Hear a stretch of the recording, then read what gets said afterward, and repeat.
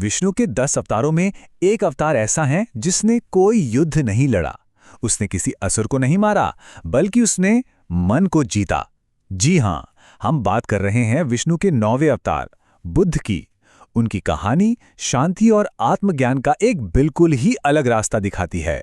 तो चलिए इस गहरी यात्रा पर निकलते हैं। तो दशावतार की जो हमारी यात्रा है ना, वो यहाँ एक बहुत ही शांत और गहरा मोड़ लेती है।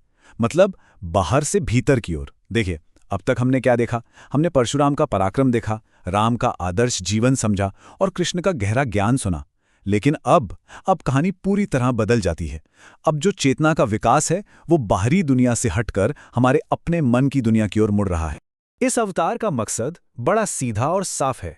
ये दिखाना कि हमारे सारे दुखों की जड़ कहीं बाहर नहीं, बल्कि हमारे अपने मन के अंदर ही छिपी है। यहाँ ईश्वर कोई शक्ति या कोई चमत्कार नहीं दिखा रहा, बल्कि वो हमारे अंदर की जागरूकता को, हमारी अपनी अवेयरनेस को जगाकर काम कर रहा है।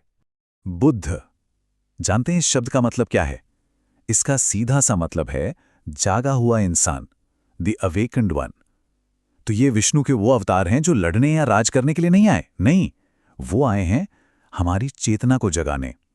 उनका जन्म सिद्धार्थ गौतम के रूप में हुआ था, और उनका एक राजकुमार से बुद्ध बनने तक का जो सफर है ना, वो असल में अज्ञान से ज्ञान तक की हम सब की अपनी यात्रा का प्रतीक है। तो चलिए अब इस बड़ी कॉस्मिक कहानी से निकलकर सिद्धार्थ गौतम की अपनी पर्सनल कहानी में चलते हैं।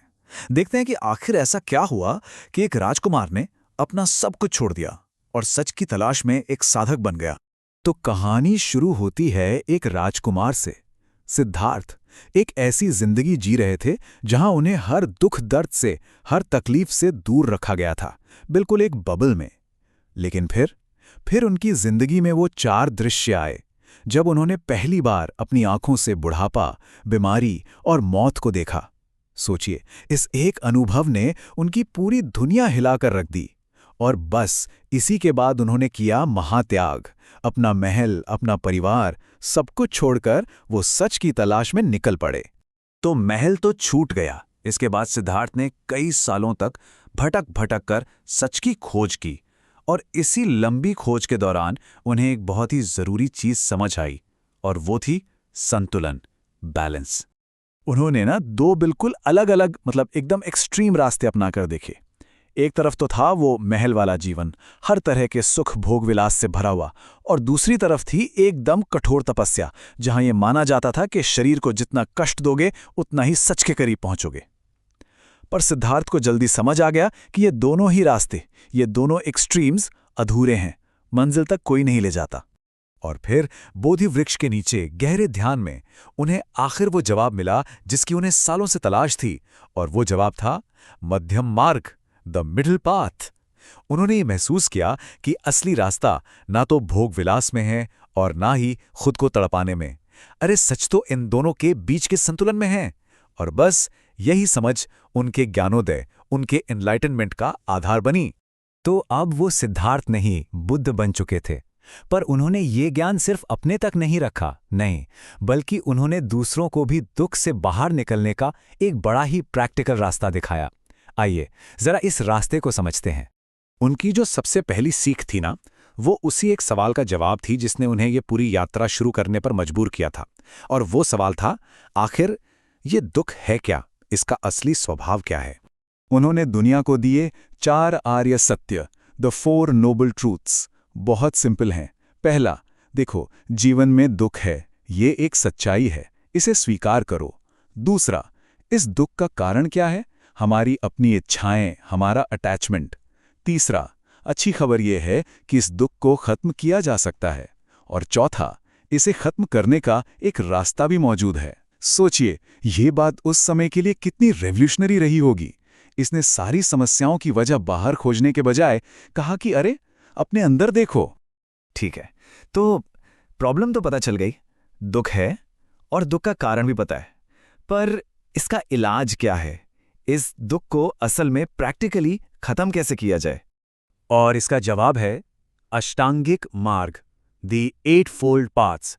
अब ये कोई सख्त नियमों की लिस्ट नहीं है कि ये करो वो मत करो, नहीं, ये तो सही तरह से जीने का एक प्रैक्टिकल गाइड है। मतलब इसमें हमारी सोच, हमारे इरादे, हमारे बोल, हमारे काम, हमारा ध्यान, बेसिकली जीवन के हर पहलू को एक सही दिशा देने की बात की गई है। इस पूरी फिलॉसफी के, इस पूरे रास्ते के केंद्र में बस एक ही प्रैक्टिस है, एक ही चीज है जो आज़ादी को, लिबरेशन को मुमकिन बनाती है, और वो है अपने मन पर महारत हासिल करना। इसी को कहते हैं माइंडफुलनेस या सचेतनता। इसका मतलब क्या है? बहुत सिंपल, अपने विचारों को बस एक गवाह की तरह देखना, उनसे जुड़ना नहीं। बुद्ध ने सिखाया कि हमारा मन ही है जो लगातार इच्छाओं, डर और वहम से दुख बनाता रहता है, एक फैक्ट्री की तरह। और माइंडफुलनेस की प्रैक्टिस से हम क्या सीखते हैं? हम बिना सोचे समझे रिएक्ट करने के बजाय सोच समझ कर रिस्पॉन्ड करना सीखते हैं। और बस इसी से भ्रम क्लैरिटी में बदल जाता है और दुख शांति में। चलिए अब इसे वापस दशावतार की बड़ी तस्वीर से जोड़कर देखते हैं। बुद्ध हमें सिखाते हैं कि हम अपने अहंकार से, अपने ईगो से पैदा होने वाले कर्मों से ऊपर कैसे उठें, और ये एक तरह से अंतिम अवतार कल्कि के आने की तैयारी है। देखिए, अगर कृष्ण ने हमें ज्ञान के साथ कर्म करना सिखाया, तो बुद्ध ने हमें उस कर्म करने के पीछे जो मैं का भाव है ना, उससे भी आगे जाना सिखाया। तो आखिर बुद्ध की इस पूरी कहानी से हम क्या सीख सकते हैं? कुछ बातें हैं जो आज भी उतनी ही सच्ची हैं। पहली, असली शांति बाहर दुनिया में नहीं, हमारे अंदर है। दूसरी, हमारी अपनी इच्छाएं ही हमारे दुखों की असली जड़ हैं। तीसरी, जागरूकता यानी अवेयरनेस, यही आज़ादी की चाबी है। और चौथी, जीवन में बैलेंस, संतुलन सबसे जरूरी है। और आखिर में एक विचार जो बुद्ध के दिखाए रास्ते का पूरा सार बता देता है कि स्वतंत्रता कोई ऐसी चीज नहीं है जिसे हासिल किया जाता है। ये तो तब महसूस होती है जब मन शांत हो जाता है। ये हमें याद दिलाता है कि असली आज़ादी किसी बाहरी जीत में नहीं, बल्कि मन की भीतरी स्थिरता में है।